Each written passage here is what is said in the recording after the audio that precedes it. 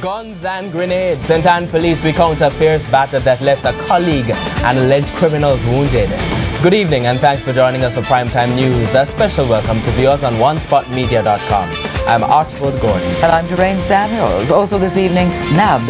Man is in custody. 2 suspects on the run after Manchester kidnapping. Back to work. Normality resumes at Bustamante Children's Hospital. On the defensive, Ian Halesworth breaks his silence as he battles the Contractor General in court. A child shall lead them. The Mayor of Kingston receives a touching letter about keeping the city clean. In the financial week, diversify. CB Foods to create partnerships to produce small ruminants. There's also international stories, our bite of the week, sports, commentary and weather in this newscast. But first, the feedback question. The police say they are now having to deal with grenades when they confront criminals, as they did earlier today in St. Anne. Does this revelation surprise you? Why or why not? You can share comments online, facebook.com/Television Jamaica and tweet at Television Jam. Stay with us. Primetime News returns after this break.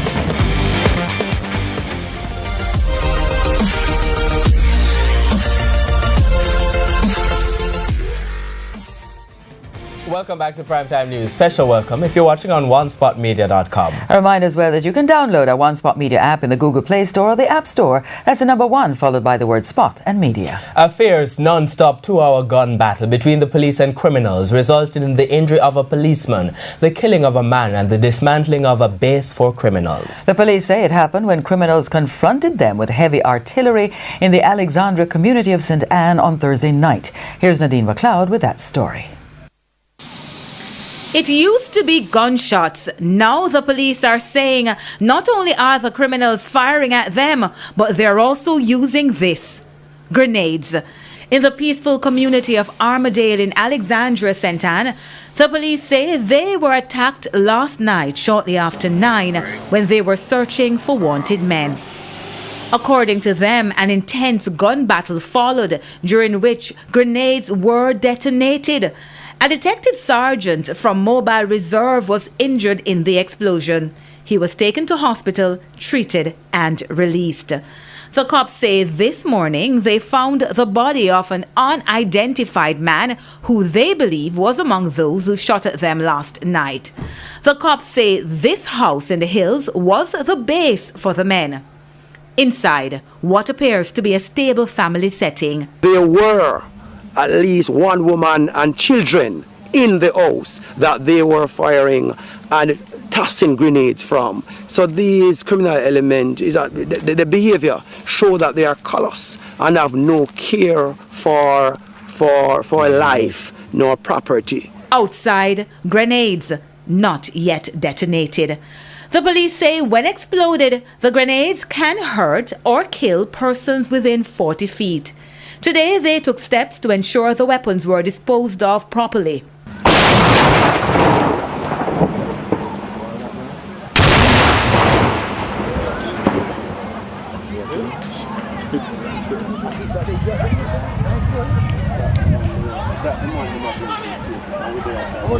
The massive explosions you heard moments ago, that was the grenades that was not detonated last evening. It was detonated by the EOD team, and that give the Jamaican citizen an idea of the kind of artillery and equipment that criminal element equip themselves with to use against citizens of this country. The cops say the men left this getaway transport, a motorcycle. It was unlicensed and unregistered. The cops say they are still searching for the other men who fired at them last night. They are warning residents. I also want to remind citizens, especially in quiet rural communities, that you have to be on the lookout for these persons who are on the run from law enforcement officer and who want to take up residence in your community. Be on the lookout for them.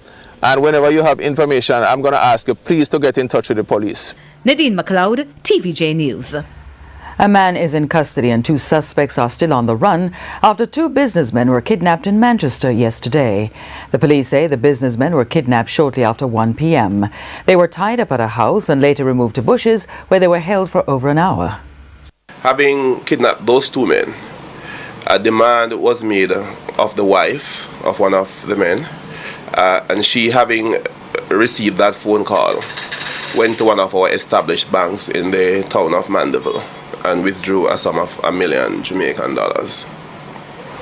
Further contact was made with her, and she was given instructions, obviously by one of the gunmen, over her cell phone. Having received the instructions, she went to a particular location in the town and placed the money. The cops say one of the kidnappers went to the location for the money, but he was held by undercover agents. The man who has been held is now in custody. And just last week, in a cordon and search operation in the community of Grey Ground, this man was picked up. He was one of 13 men picked up and brought to the station. He was questioned and subsequently released. We believe from our intel workup, and as we have our structured our gang tiers in Manchester, this man is factually aligned to the Grey Ground gang. The businessmen were later found at a house. They were not hurt. The cops say 2 men ran from the house upon their approach. They are still searching for the men. Meanwhile, the Manchester business community responded to the incident. In a release, the Manchester Chamber of Commerce said this latest incident shows that there are persons who are determined to disrupt the parish through criminal activities. The Manchester business community also reminded persons to pass on all information to the police for them to provide assistance and handle the situation. A male teacher accused of molesting a female student of Arden High School in St Andrew is to be questioned by police in the presence of his attorney next week. The attorney representing the teacher reportedly contacted the police after the allegations surfaced. This is in keeping with standard investigative processes. The investigator would make a determination to see how things are progressing and to make their arrangements along that line. So this is not a lengthy delay in having the formal questioning done and in keeping with the rights of every citizen to have legal representation. Today, a group of persons staged peaceful demonstration near Arden High in the wake of the incident, which is said to have taken place at a lab at the school yesterday. It's also alleged that the student and her mother reported the matter to the New Kingston Police Post yesterday morning. The protesters want the school leadership to do more. The school needs to investigate other students who basically probably have got through this and it have been covered for years, and make sure that them give those students counseling and then find out if other teachers doing it. Efforts to get a comment from the principal of Arden High School, Nadine Malloy, proved futile. All the workers at the Bustamante Hospital for Children in St Andrew are now back on the job. The workers walked off the job yesterday to protest Wednesday's incident in which one of their colleagues was injured. Some of the employees who did not return to work this morning resumed duties this afternoon after additional security measures were implemented at the facility. The measures followed Wednesday's incident in which a female employee was attacked and seriously injured. A man who is the parent of a patient reportedly became upset over the long waiting hours and shattered a pane of glass. A hospital clerk sustained an injury to one of her eyes. She had to undergo emergency surgery to move splinters. A news centre understands that the man who attacked the hospital employee has been warned for prosecution by the police. The MP for West Hanover, Ian Hales, has sent a recorded statement to the media defending himself in the midst of a court battle with the Office of the Contractor General. Earlier this month, the OCG recommended police investigate Mr. Hales in relation to a suspected breach of the Corruption Prevention Act. Mr. Hales and his attorney, Abe Dabdoob, want the courts to quash the report. According to West Hanover MP Ian Hales, the report and recommended investigations by the Contractor General are in relation to real estate transactions conducted by members of his family. Mr. Hales and his attorney Abe Dabdoob insist that he is not guilty of any wrongdoing, even though they are yet to see the report. My knowledge of the contents indicates that the Contractor General did find that Mr. Hales had no legal or financial interest in any of the lands involved in his inquiry. Mr. Hales insists that the accusations in the report are false. He says he is particularly upset because of the implication it is now having on his relatives, especially his wife and mother. My mother said something to me, made a profound statement to me, I would say around 6 months ago. She said, I have waited 45 years of your life to see a policeman come to my door. And it's not that a policeman came to our door in Jamaica, but a policeman came to our door in the United States. Homeland Security. After conducting a private transaction between two private citizens in this country. He says his wife is also being impacted as she goes about her private business transactions. They believe the OCG has overstepped its boundaries in this case and also want the Prime Minister to address the matter. What do the Contractor General in terms of his investigating mechanism or how he investigates? What does the Act covers? And those things that the Act doesn't cover in terms of going directly to the American or to any other authority across the country is that amount to misbehavior in office. In addition to seeking to clear his and his family's name, Mr. Hale says he has one other objective: to ensure fairness for other MPs if similar situations should arise. These are matters which I note that Mr. Hales has asked certain questions in Parliament, which, depending on the Prime Minister's reply, which we all eagerly await, it may very well be that some other action would have to be taken, because that would amount to, depending on the answer, misbehavior in public office, which is the basis for setting up a tribunal for him to be removed from office. Our top story today: a fierce non-stop 2-hour gun battle between the police and criminals resulted in the injury of a policeman, the killing of a man and the dismantling of a base for criminals in St. Anne last night. Still ahead, a child shall lead them. The mayor of Kingston receives a touching letter about keeping the city clean. And in the financial week, diversify CB Foods to create partnerships to produce small ruminants. Please stay tuned. Primetime News continues after the break. Welcome back. Continuing the news. Services at the Falmouth Hospital are again up and running following recent renovations at the facility. Health Minister Dr. Christopher Tufton, who toured the hospital on Wednesday, said the upgrade is expected to ease the backlog created because of problems at the Cornwall Regional Hospital. The operating facilities at the Falmouth Hospital were built in 2007 as part of preparations for hosting the Cricket World Cup.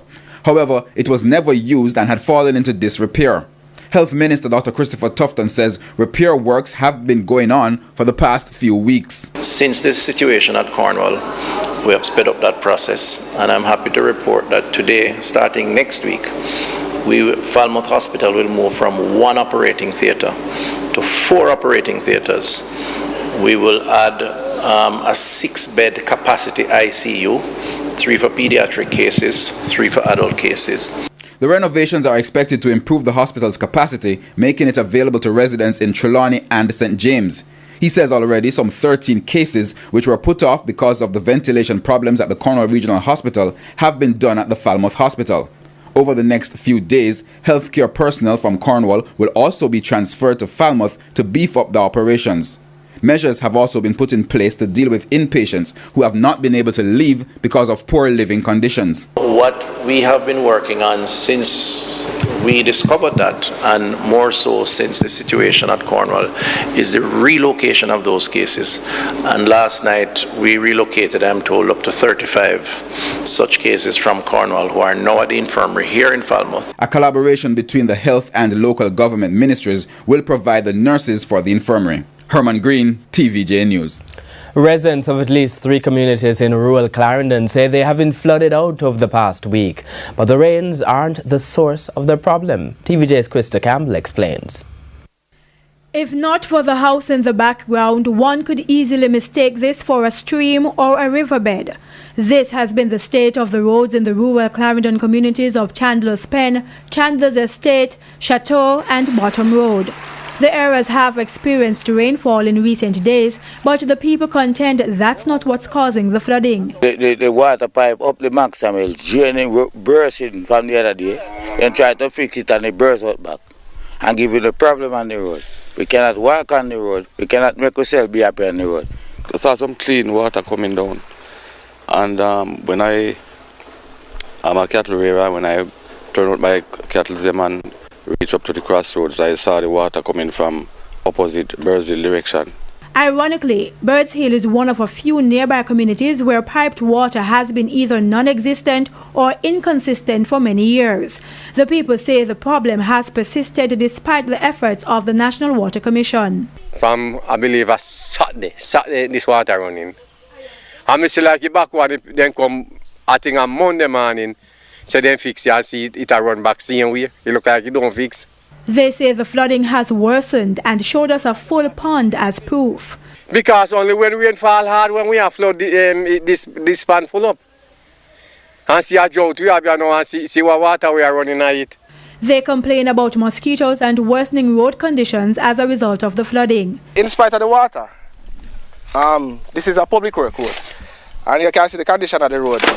So if the public work authority them can address the situation, would I feel please.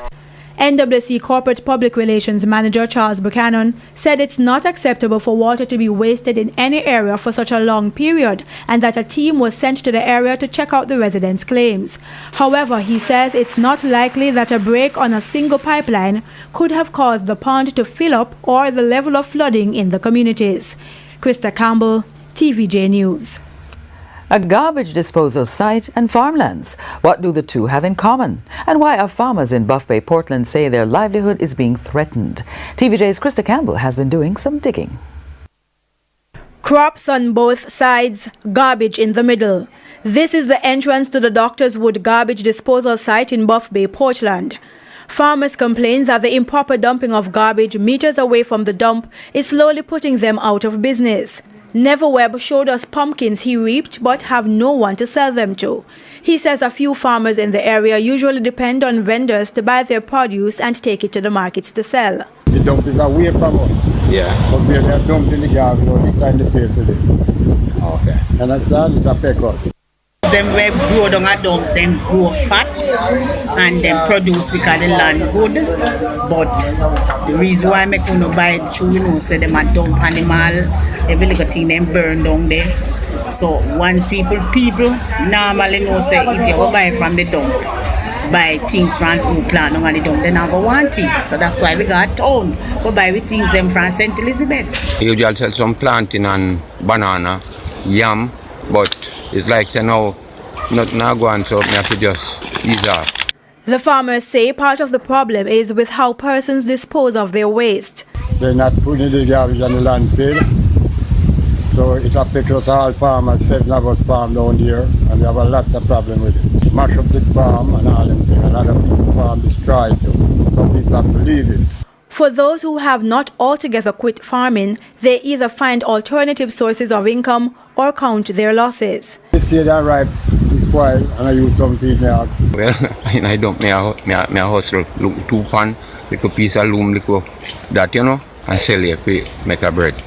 The farmers say persons only started dumping on the lands leading up to the dump about 3 years ago. They say the dump supervisor has given an order for the garbage to be moved to the dumping area.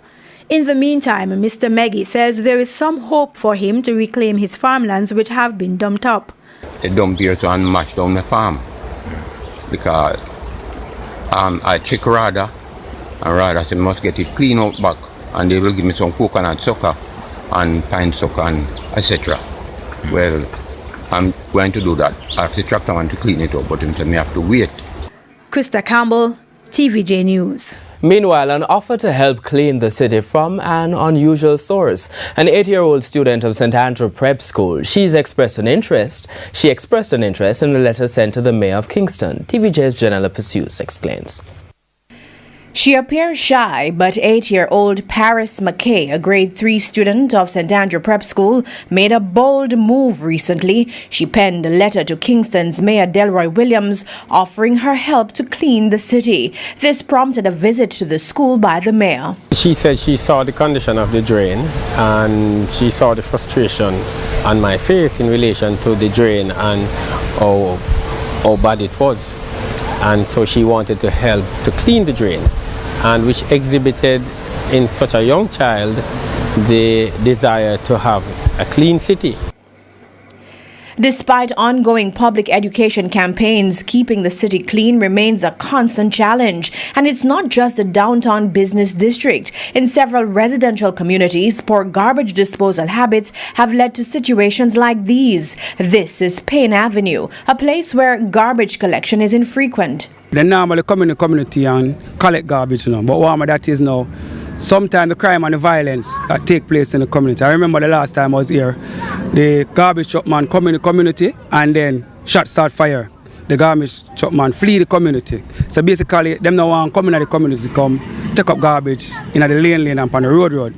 So here says I don't know where the community, the people them come and put the garbage them down here in that thing there. Residents are collecting plastic bottles for recycling purposes, but as for cleaning the area, basically, majority of the young youth, them want money. Them not do it for free. Basically, them not do it for free. So if I can't give the youth them a change, them appreciate for do it. I do a feed them garbage, but the youth, them majority of them not working. So if them get something to do, I know say I give 2 or 3 youth or a group, so know say watch out, only response for this era, so only can deal with it, right? So the mayor lamented the cost of keeping the city clean. It will help us in terms of the cost to us if people dispose of garbage, if our residents dispose of garbage in a proper manner. Janella Precious, TVJ News. Mourning in the police force this evening after a constable lost his life overtaking a line of traffic along the Bustamante Highway in Clarendon Thursday evening. TVJ's Krista Campbell recounts the incident. Another crash along the Bustamante Highway in Clarendon, another life lost. It's a stretch of roadway considered one of the island's major crash hotspots and one where police continue to warn motorists to be careful and not speed. Thursday evening, it seems one of their own 28-year-old Constable Jamie Robinson did not heed that warning. The constable, who was attached to the Spanish Town police station, was heading from the direction of Manchester towards Maypen about 6:30 in the evening. A truck driver who was in a line of traffic explained what he says happened next. We wasn't driving hard. You get me? So, when truck not drive too hard, man behind it want to come round. So while we were there and driving, first a truck man come round. And when it overtake us, our driver said, well, I want to go on there, so. Then the next coaster man come around now. So when the coaster man come around, the coaster man was so close to us, we will have to break up. He said he looked in the rearview mirror and saw another car overtaking the line of traffic. It was the policeman's Nissan Skyline motor car. I said, what that? I looked to the rearview. And the man I come around now with the car, Skyliner. So, from my belief, trim car fast, you have a fast, pick up fast. So, me feel like him could have come around and make it in. So, when him come around now, and reach up at the front of the truck now, one next truck come up now, so him not have nowhere to go. Him can't go over there, so over there be a bush. Him can't go to the truck man who come. So, I'm coming out onto our side. So come to us on the front wheel of our truck, hit him. So him spin and lick at the truck right now, you're seeing at the back of it. So the side where I'm looking at, I feel him side where I'm there. So I think it's all the impact. Needless to say, the policeman did not survive the ordeal. The truck his car slammed into was parked at the side of the road. The driver of the parked truck explained his frightening experience. In a truck, I wait for the gas to come and just hear a big commotion behind me.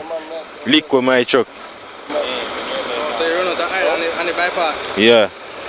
And I park on the soft shoulder with my 4-way flashers on, as I can see. Krista Campbell, TVJ News. More concerns about school violence this evening following the assault of a student of Cornwall College in Montego Bay, St. James. He was allegedly beaten by members of a gang said to be operating from the school. The police are now investigating. TVJ's Janella Pursues reports. The Zodiac gang strikes again. At least that's how some view Wednesday's assault of a student at Cornwall College. With bills in hand, the boy's mother visited the school to meet with the administration. However, she says it's not the first time that she's had to come here and for a similar matter. Late last year, she alleges a member of the gang drew a gun at her son. She explained that following a meeting with representatives from the school who took action, it was believed that it would be the last time her son would be bullied. But Wednesday, members of the gang took his phone. And my son said, "On a fear phone," and they started to have a big war. And he was punched in his face and the jaw. And then the second one, which is another classmate, his father is a known businessman in Montego Bay, gave him another punch. Before you know it, 6 of them had him on the ground, beating him in his face and his head.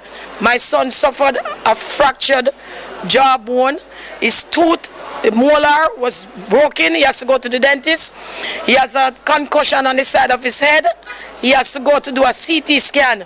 And they also took his cell phone, which values $65,000. She further explained that her son is in constant pain. What is painful also is that the video of the attack has been making the rounds on social media. When your children are going to school, find out what is happening. When the bullying starts, go and report it. Don't let it get out of hand, because we did it, and now my son is afraid to walk downtown because they are threatening to kill him.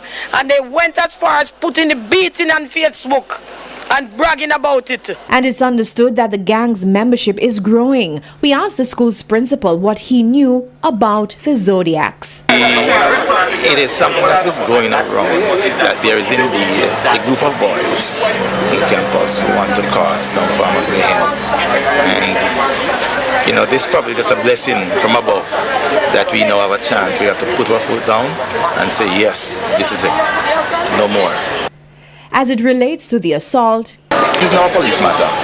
So we are not really going to divulge much. We're going to let the police do their job. That's basically it. You know, when the chairman comes, we'll take it from here.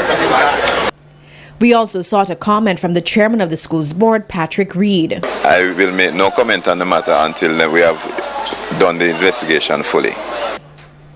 So while the matter is being investigated by the police and the school, there's a call for swift action to be taken to dismantle the gang. Ball field. This gang cannot continue to be in Cornwall, and the old boys right now are trying their best to root out all the gang activities here and get rid of all the violence.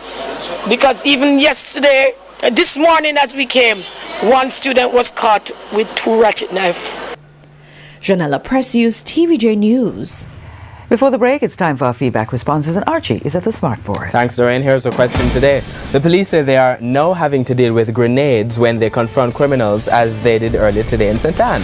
Does that revelation surprise you? Her first comment is from Claren Holness, who says it really does not surprise me, given the fact that our borders are so porous. None of these weapons is made in Jamaica, so with little effort, anything can be brought into the island. Charlie Brown says criminals have boats. They can go anywhere, buy anything. It's not difficult. This is Jamaica.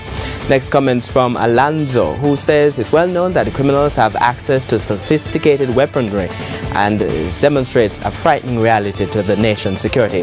Final quick comment from John Manning, who says no, definitely not. It's their job to fight against crime in the country. They should be ready for anything.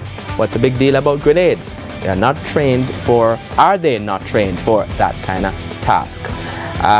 The business news from overseas, and our bite of the week are next. Keep those comments coming on Facebook and Twitter.